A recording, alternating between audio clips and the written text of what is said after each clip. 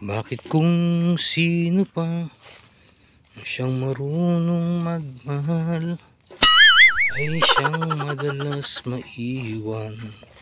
Hindi alam ang dahilan, sayang lang ang pagmamahal na inalay ko sa'yo.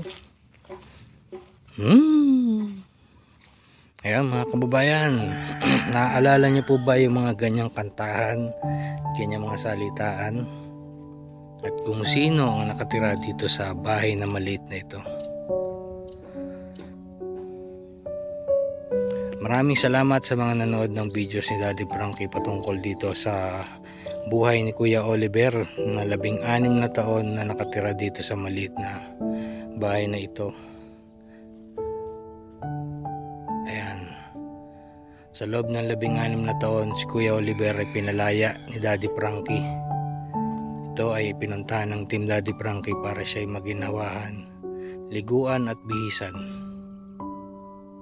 And maraming salamat po mga kababayan sa lahat na sumusuporta sa Team Daddy Frankie, lalo na kay Daddy Frankie Official at syempre sa YT ng Daddy Frankie. Yan, dito sa lugar na ito mismo kung saan pinaliguan si Kuya Oliver at binihisan, binigyan ng bagong damit at sinama sa bahay shelter ng Daddy Frankie. Kung inyong matatandaan mga kababayan, si Kuya Oliver may mahabang buhok na nakatago sa kanyang damit, sa likuran ng kanyang damit. Ito ay pinutol ni Daddy Frankie at iniwan dito sa lugar na ito. Ayan, sana Kuya Oliver sa iyong paglabas dyan sa pagamutan ay makita ka naming ayos na para muli ka naming makasama. Hanggang sa muling pagkikita Kuya Oliver, magpagaling ka.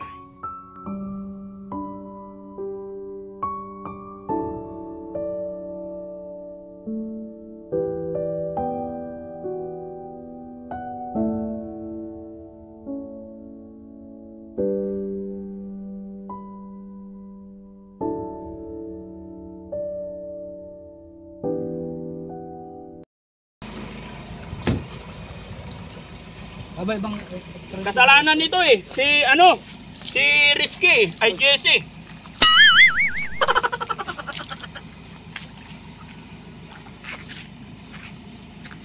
Hindi kasi pwede isakay sa sasakyan to. Pwede kanyang basa na yung medyas ko. Ha? Sige, tumalikod ka. Tumalikod ka lang. Oh, dahan-dahan ha, babasa na yung medyas ko.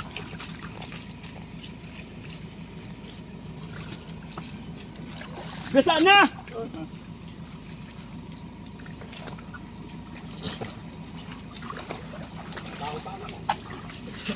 May mabibilan ba tsinelas dito? Sa Nepo Mart. Ha? Nepo Mall. Ha? Pwede pa yan, kay Bandam. Ayoko na. Ayoko na.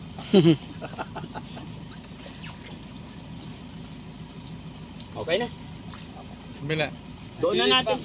Sa gilid doon. Yapak mo likod. Hindi, iapak-apak lang kasi maputik pa yan.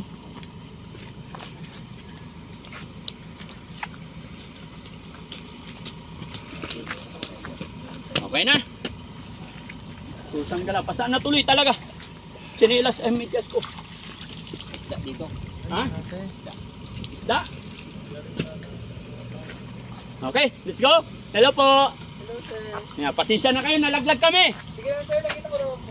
Ganoon, pasensya na, nakaabala. Thank you.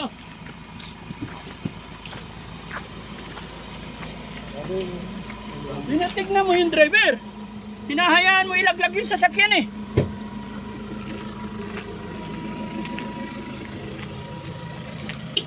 Hop, hop, hop, hop, hop, hop.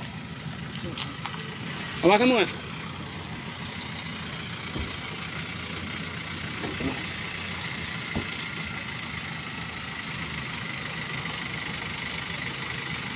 Sa loob ng sasakyan, ginawa ko. Nalaglag yung sasakyan, init na ako. Ayan mga kababayan. Salamat sa Panginoon, walang masamang nangyari. Pagamat nagkalaglagan pero nagawan pa rin natin paraan Thank you Lord talaga. Thank you. Pasensya na po kayo mga kababayan. Maingay si Daddy Frankie. Tara.